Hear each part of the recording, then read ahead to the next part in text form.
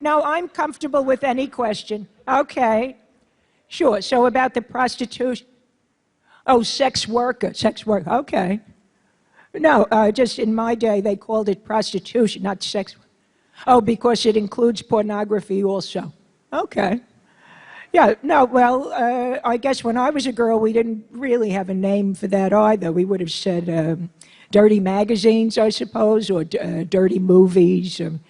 Well, it's not like what you have with the internet. Thanks, everybody. Sarah Jones, one more time. Give it up for her. Sarah, thank you so much for being here. It's such a pleasure to have you on this stage. I got the chance to see your show last week, and I loved it so much. It's so smart. I could not ask you a question at all and go on for 20 minutes about how much I love the show. Congratulations. Thank you. Thank you so much. Of course. For those of you who don't know, Sarah plays every character in this show. It's a one-woman show. And I don't want to summarize it myself because I don't want to give anything away that you don't want me to give away. So how would you describe the show? Well, I want to let one of the characters, it's so funny, we got to just see Lorraine there, and she may pop out, but I want you to meet someone who's actually in the show. Hi, how are you going? So first of all, I want to say that the topic and the show Sell By Date is really about empowerment, like for all of us. I think we're living in a time when there's a lot of questions about what does it mean to be powerful. You know, those of us who remember Brexit, hello, have suddenly been surprised to find that there's also an American version of that, perhaps, going on. But that if we're looking at it through the lens of Sell By Date, it's about women, it's about empowerment, it's about sex, it's about how we identify, and of course the men in our lives, how they identify. So I play a teacher in the piece, and I don't want to give it all away, but it's set in the future. And if you want to find out how this all turns out, you might want to come see us. Okay. And the thing about the future that you present is it's one that is almost genderless, raceless. It's a fluid culture. It's a borderless culture that I think so many of us would imagine as the utopia to a degree. I'm sure there are problems within that futuristic society, but in many ways it is one that is not defined by race, color, creed, sex, or any of the other things that we sort of tribalize ourselves with. And you've been doing this show for 2 months. And 2 weeks ago, 3 weeks ago at this point, yeah. It seems like forever, Donald Trump was elected on a platform of one that was about division and tribalization of, I don't know if that's a word, tribalization. It's a word now, trust me. Tribalization of everybody into their race, color, sex, creed, and turning everyone against each other in many ways. What was it like for you to sort of present this idea of a futuristic society that you had written about or written for the show prior to this election? Well, first of all, hi, I'm also in the show. My name is Nereida. Hi, it's very nice to meet everybody. I just wanted to come because I don't want to miss the chance to be on AOL with you and everything, and I see you guys, so you're not going to leave me out of that, okay? Just because I'm Latina doesn't mean, that I get to get left on the side like a bad hombre. AOL is inclusive. I know, exactly, thank God. But the point is that I am also in the show, and we do talk about the future. I know I'm talking really fast. I'm sorry, I'm trying not to be nervous. Whenever I get nervous, I start to talk really fast. Nobody can understand anything I'm saying. Okay, it's okay. Okay, I'm going to calm down. But the point is that, in the future, in the play, in Sell By Date, we really do have the breakdown of a lot of the things that were used, I think, in this election to divide people, just like you were saying. And it's like so crazy to wake up and realize there's somebody going to be in the White House who might, he's looking for like a Secretary of the Interior, I don't know, like he's looking for like, the liaison to the KKK. I mean, that should not be an office in the United States. I don't think that's an official thing or anything. But, I think that we all have to see this as an opportunity to see our common goal, that in Sell By Date in the future, it doesn't have to be a utopia. It just has to be a world in which people all have really equal access the way we say we do in America. And I think we're waking up to the reality that, oh my God, we thought we were living in the land of the free, and instead we're living in like the land of the, yo no sé exactamente lo que está pasando por aquí. You know what I mean? Like you have to take it to Spanish. That's how bad it was for me. Anyway, so I wanted to let Narita come out, but it's interesting to think in the future, where do we go if this is the trajectory we're on now? It seems as though we had, for many of us who I think have a liberal mindset or somewhat live on the left a little bit, we did have this idea of a trajectory that in many ways it seemed like we were maybe almost taking for granted in the way that we talked about it, and how it was sort of thrown back in our face. Does it feel that way? Well, it's funny. So, hi, it's me, Sarah, again, the actual American, real person who I do speak the Queen's English. I'm from Queens, New York. But you know, from Baltimore. Oh, I was born in Baltimore. I claim everything I can. I'm loyal to like the whole East Coast. But basically, you know, I think it is true that, you know, I'm on Twitter, I'm on Instagram, like watching what's happening with those of us who were, you know, so certain about what we thought the outcome was going to be. And I think it is kind of an opportunity to say, okay, how do we hold ourselves accountable and make sure that those of us who really care, I mean, I'll give you an example. Let me just let you meet somebody who really wants to talk about this. Hi guys, my name is Bella. I just wanted to like weigh in for like 2 seconds. First of all, it's super rad to be here like right after Tom Paine was just like sitting on this stage, which is like amazing. Are you a big Walking Dead fan? I'm sorry, like, is that like not obvi right now? I was like losing it back there. Anyway, his accent is like amazing. Okay. Got a selfie? Of course I got a selfie. I snapped immediately, like I just like lost it. But like I'm trying to regain my composure right now. But like basically, like I am also in Sell by Date, and like I know Sarah Jones because like I am very committed to like feminism. Like my name is Bella. Like I was named for like Bella Abzug, who's like a famous feminist from like history, and like Not Twilight Bella? No, I predate her. Like, Sorry. I just try to let people know that. I was on the planet first, just so everyone's clear. But, like, basically, like, we don't have to, like, you know, I was telling, like, you know, my male friends who are like, dude, like, feminists are so aggro right now. And it's like, no, like, everyone just needs to, like, be respectful of everyone else. So I'm not trying to take what you have. I'm just asking you to, like, stop, like, trying to, like, can I say it? Like, pee grab me. Like, don't try to grab my pee, and I won't grab whatever you have. You know what I mean? Anyway, I don't know where that just went, but I think you understand where I am here. I'm saying like everyone needs boundaries. Bella, now. does it feel different talking about these things in a sort of post/pre-Trump world? Well, I know that like I was not old enough to vote like the last time, and like people were like in the streets like dancing, and I think the only people who are going to be in the streets dancing this time are like Scott Baio and Kid Rock, and that's disturbing to me. That just shouldn't happen. I'm not sure if either of them know how to dance that well, to be honest with you. I just think like there's some kind of cultural vortex that's going to open up if things don't change. I don't know. How did you get involved with Sarah and Sell by Date? Yeah, so I met Sarah Jones because like she came to my college for like we were doing like pluralism workshops about like, you know, like white privilege. And like I just feel that like people don't realize how much like, yeah, it's true. Like people, it was circulating around. Like if you really want white people to pay attention to their privilege, you have to like put some avocado on it and like send it to yoga. All right, I'm going to stop Bella right now before she gets everybody in trouble. Now, one of the elements of the show and the way that you sort of get to embody these characters is this idea of a machine that was able to go back in time, and I think it's called the empathy something or other. Say it. Yeah, it's BERT, which is BERT, it stands for Bioempathetic Resonant Technology. And basically the idea is that, and this technology kind of already exists, they can record the formation of neuropeptides in your hippocampus, look it up, and play back your dreams to somebody else.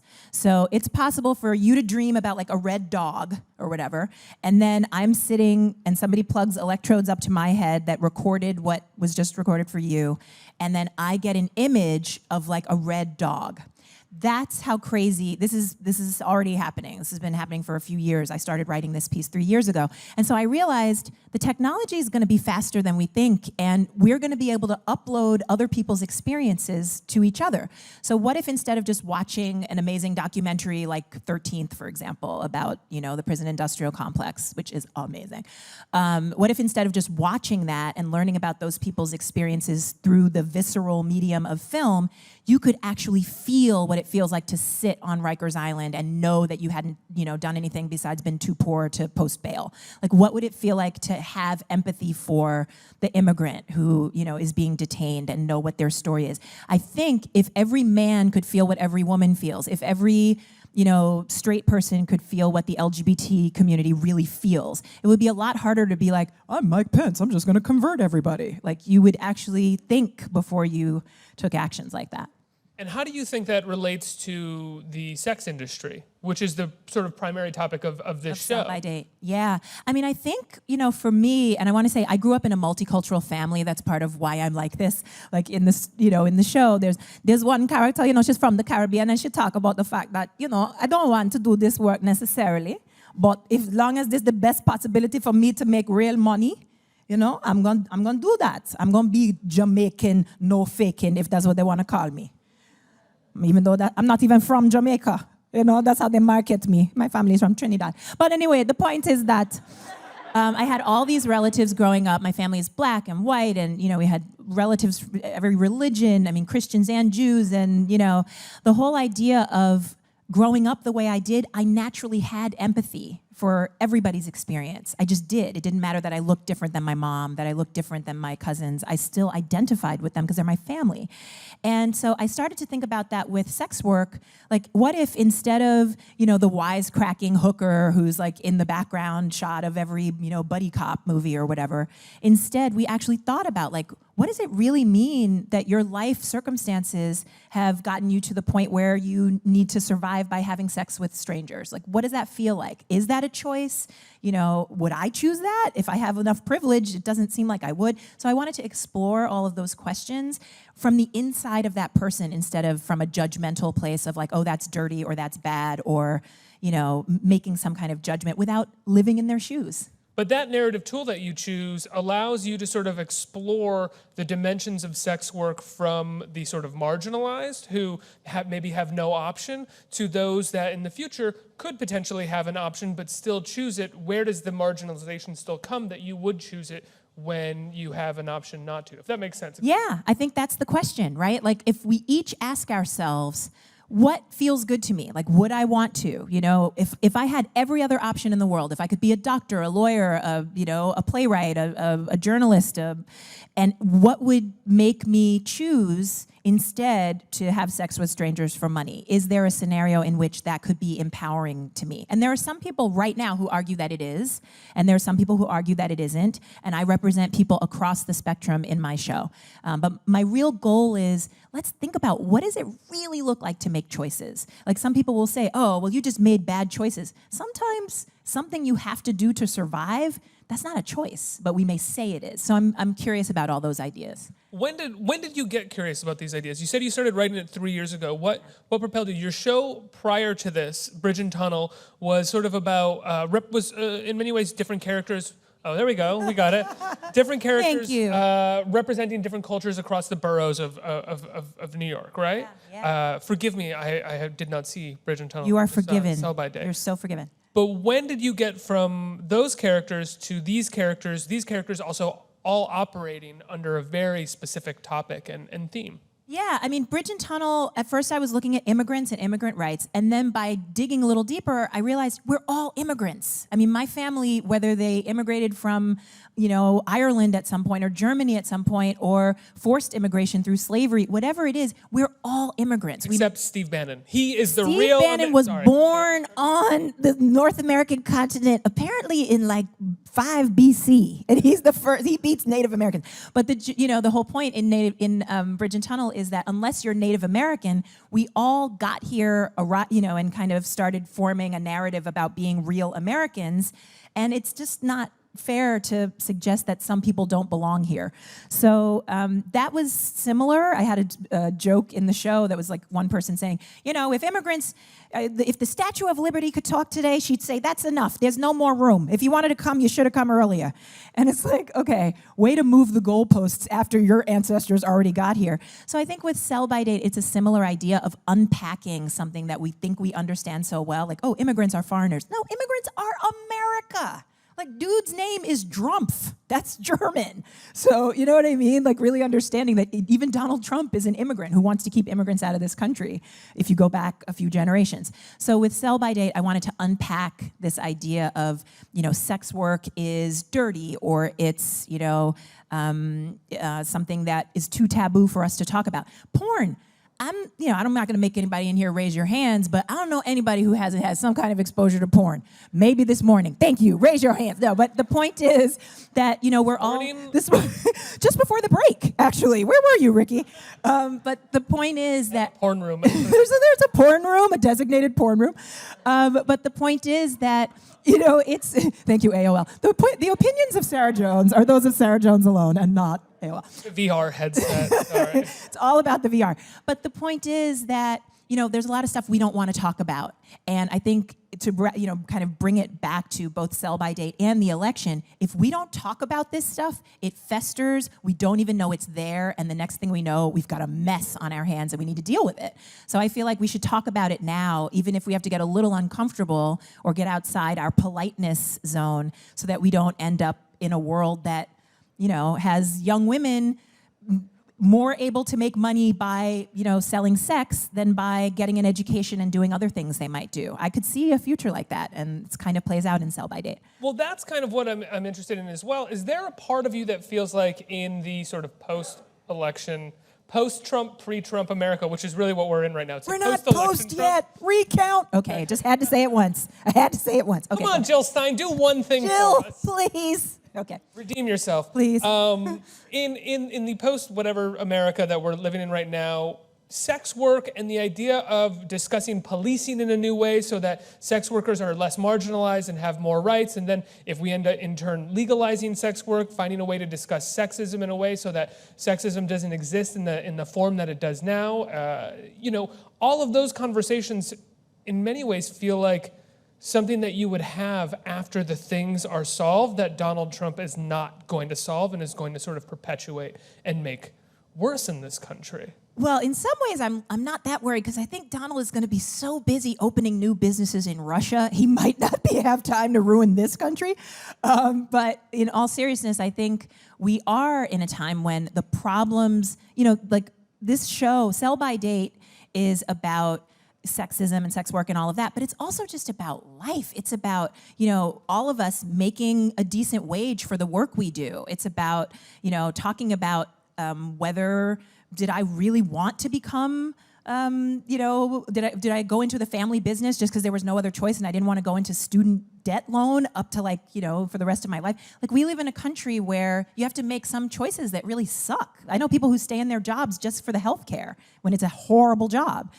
If you live in Europe, you have health care. You don't have to think about that. So there are some interesting questions about the kind of country we want to live in. And I think Donald Trump is kind of backing us up away from any of those questions in a disturbing way. That said, my character, now you met her earlier, but I want to let her say, hi, everybody. My name is Lorraine. You saw me earlier. You remember me, sweethearts? Hi, honey. Oh, they're so cute. Okay. But what I want to say is this, and it's in the Sell by Date. I know I look like a very old lady, but I know how to work the internet, and if you know how to work the internet, you can find pornography. Simple as that. But the point is that I'm old enough to have lived through a lot of different turmoil in the world, and this election is very upsetting for many people. But that said, he might be there for 4 years. Listen, I have candies in my purse older than 4 years old, okay? You'll make it through. Don't despair. Just keep doing your work. That's all I ask. Have a little hopeful. I mean, that is one place that we can sort of always reach to if we look back on the Nixon era and the hope that people lacked when Nixon was reelected for a second time. From then, we have progressed still so far. The country will continue to progress. We just sometimes take a backseat to progression for a few years. We have a funny way of showing it, but we are going to move forward. I mean, I have to say, I've been really inspired by the movements of people coming together. I've had friends, celebrity friends, and also, friends who are like in the trenches doing the work, connecting with people who are saying to them, maybe it's privately, maybe it's on a DM, but they're saying, hey, I voted for him and I was really like, yeah, in your face. But now I'm like, what did I just do? Like they're having that buyer's remorse already. So that's actually heartening to me. You know a person who I know said that? many people. I have been in conversation with other people who feel maybe like many of us do, who went to high school with Trump voters, right? Like, let's say you went to school on Long Island, there might be some people who, or whatever. And so you're still in touch with them on Facebook or wherever. And so while there were these debates going back and forth among families, there was a lot of like pitting of people against each other. And if you go into conversations with those people without it being this back and forth that's like, you suck, no, you suck. If instead you just kind of say, yeah, I want good jobs. Like, I just want, a safe world for my family. I'm right there with you, that we both want the same thing. Do you know that he might do this? What do you say to that? If you just have like an engaged conversation, all of a sudden people are realizing like, oh, like people who are not racist and did not mean to, create this, I'm not going to curse, but you can imagine what I might call this, a noun, pick your favorite noun.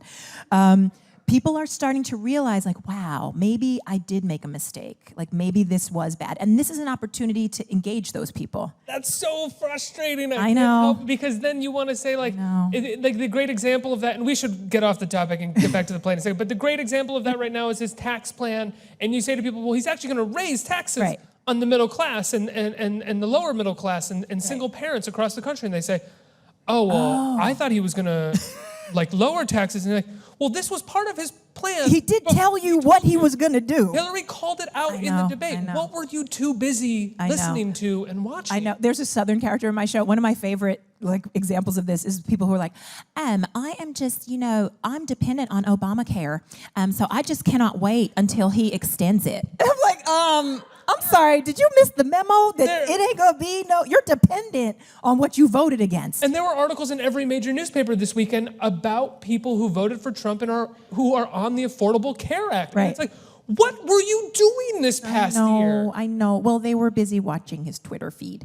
But here's the thing. To come back to the play, and I want to say, like, I'm working on various new projects connected to Sell by Date and my characters, and I love this kind of spirited debate, so people can find me on Twitter and Instagram and all that, and we can chop it up a little bit.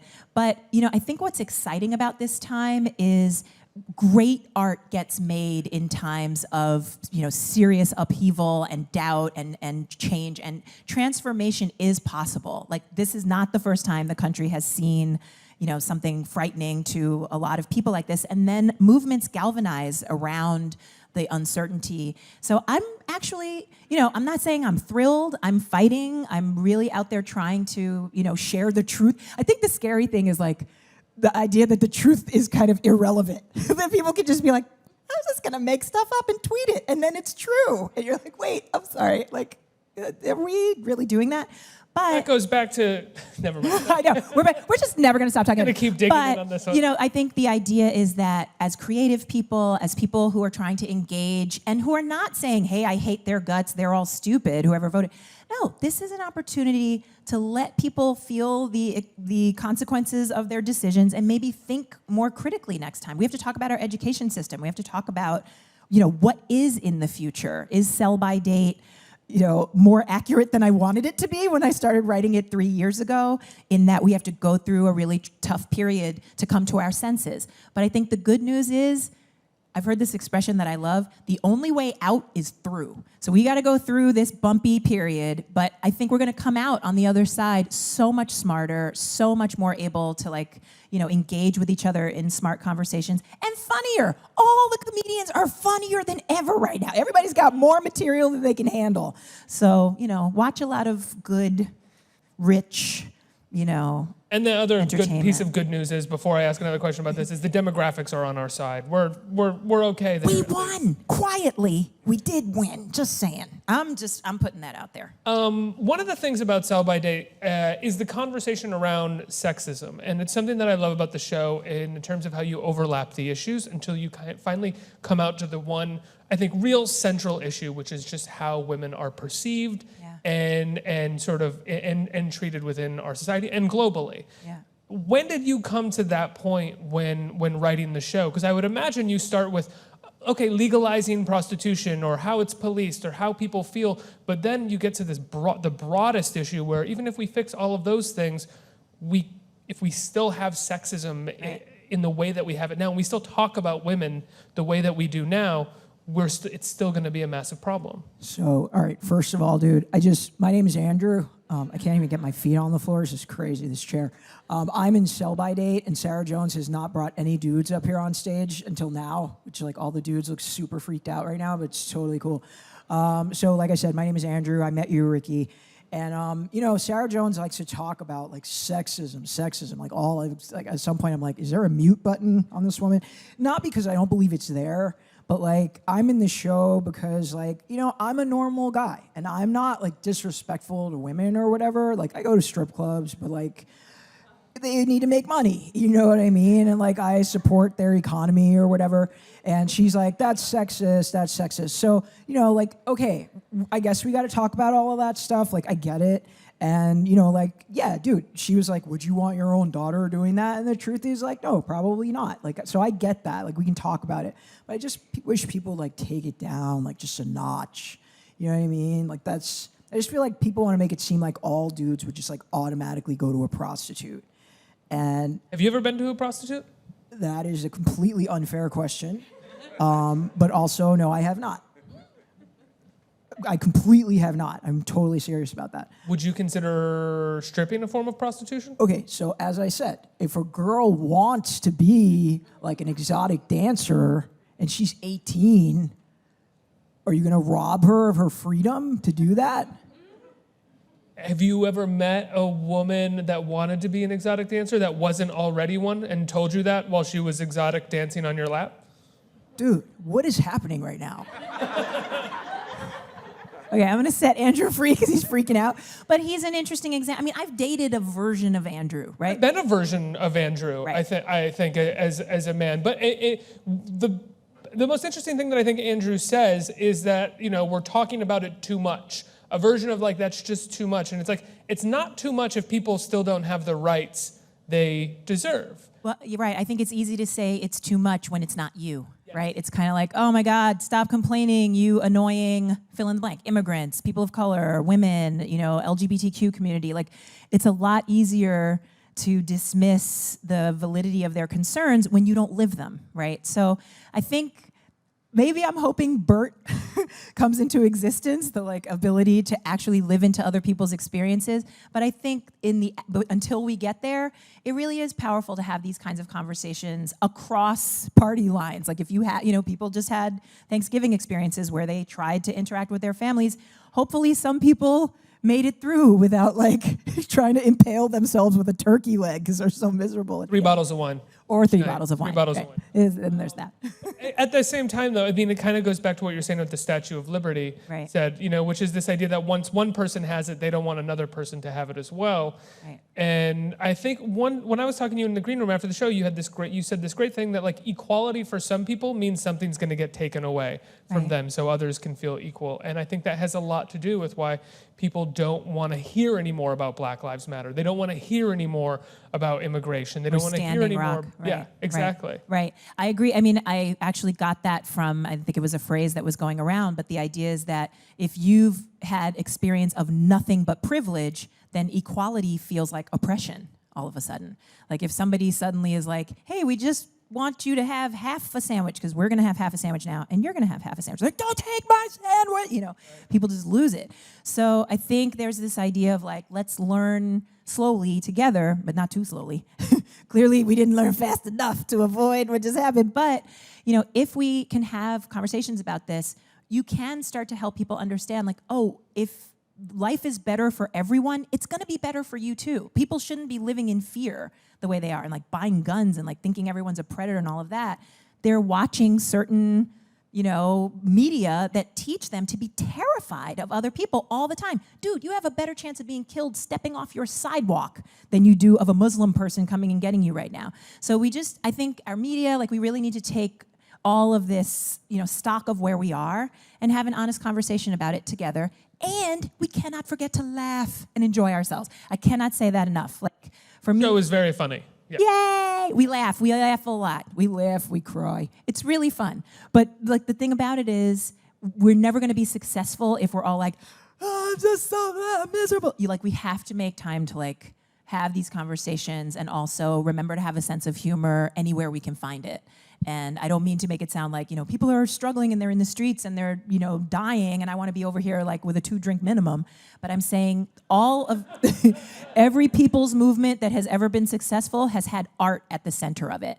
And I think we really need that. I think, AOL Build is part of making sure that we have creativity flowing and that we're having this exchange of ideas. It's so powerful. So thank you. I'm curious, not to backtrack too far from being so deep inside the politics of the show, but when did you start doing characters and when did you realize that the best sort of format for your characters were the one-woman shows that you've developed? Yeah, well, like I said, I come from a multicultural family, so I knew that I liked to play a little old Jewish lady, I have Asian character, Pauline Ling. I want to be able to tell people I am Chinese, American, this is my experience. But if I go to audition to play a Chinese lady, I can tell you, they say, you're not quite the right type. So no one will let me bring my character vision the way I can. But if I collaborate with other people, I can do that. So that was my goal, was to create all the characters, all the people I loved growing up in Queens. I had Chinese friends and Indian friends, and to me, it's very normal to just totally start a character. It's quite normal to me, but that might not be a character someone else will let me play, unless I just recently did a film project with Fisher Stevens, who's amazing. Everybody see Before the Flood. If you haven't seen it, it's about the environment. Oh God. But, doing a film with all my characters playing different people was, it was fantastic. Playing a male bike messenger, playing a, dispatcher who's of Latina descent. So it was kind of a fun example that I get to play all of my characters and give them the life I want, and I'm gonna definitely be doing more television and film approach to that. Oh, that's awesome. Yeah. Sort of like a Tracey Ullman character. I love Tracey Ullman. Can I have a brag moment for a second? Please. So Tracey Ullman and Meryl Streep came to the show the same day together, and I was like, how am I supposed to go back out there? Because my whole brain just exploded and it's on the floor. But yeah, that's my aspiration, is to have my characters' voices engaged with even more people than can see me nightly at Sell by Date. Tracey Ullman was here, and she did her impression of Meryl Streep, which is amazing. If you've ever seen it, it's incredible. Amazing. Let's open up to the audience for questions. Who has questions out here? Hi. Hey, Sarah. So awesome to meet you. All the voices in my head are excited to meet you, too. Namaste. You know what I'm saying? Voices in my head, see the voices of yours. You see. We already relate. So as a playwright, storyteller, filmmaker in general, I'm really curious, especially since I love to deal with controversial topics and things that really get people talking. I really want to know, how do you go about researching and organizing a show like this? Because I've had trouble in the past, even when I make shows like that, and I kind of want to overcome it a bit quicker so I can get more work out there, especially during this time. Well, first of all, congratulations on knowing that writing and being creative is your calling. That's huge. A lot of people figure it out after they're sitting at a desk job for 40 years, so great job. And, I think if you keep following what you're passionate about already, right? So if when I was younger, I loved hip hop, but it was a huge part of my life. I have a character, his name Rashid, you know what I'm saying? All right, I want to say something real quick. I know y'all could tell I was really into hip hop and everything like that. First of all, because I hold the microphone in the official MC posture. You can feel that right there. But anyway, I bring it up because let's say you love hip hop. Let's say you love, pick whatever is interesting to you. Go be around them people, son. Go study them. You know what I'm saying? Like an anthropologist or some whatnot. You feel me? You got to be on your grind like that. I'm saying that's research and all that. So do that. Rashid, I have to ask you a question. What did you think of the new Tribe Called Quest album? I'm saying, what do I think? You need Bert to know what I think. That's my dudes right there. It's beautiful. They came back after, you know what I'm saying? Dudes is like dope-ass grandpas and whatnot. I love it. I love it. It's beautiful. Next question. You're going to kill me. Hi. Nice to meet you. Nice to meet you. Okay. Don't tell Q-Tip I called him Yeah. a grandma, please. So before I even ask my question, I just want to say that we have nap rooms and we gotta get like a black light in there because I know y'all all be watching porn in there. But anyway, Oh, Wow. they're not gonna raise their hands, but whatever. So my question is, do you consider yourself a role model? And if you do consider yourself a role model, what do you want people who look up to you to take from you? Thank you for that. I think my answer is I consider myself a very imperfect person, like perfectly imperfect. The only thing I get right all the time is that I'm always learning, growing, and making mistakes. So if you want to aspire to that, please look up to me. I do my best to be the best I can at what I do, but I learned a long time ago that trying to be perfect or trying to be like somebody's ideal, like perfect is the enemy of good. If you want to be good, be great. But trying to be perfect can actually kill the work. I've discovered that myself. Yeah. Sarah, thank you so much for being here. The show, Sell by Date, is at the Manhattan Theater Club, right? Till December 6th. Actually, the 3rd. The We're 3rd, closing excuse the 3rd, me, yeah. to December 3rd. It's so amazing. It's so wonderful to have you here. Go see the show. Sarah, thank you so much for being here. Thank you.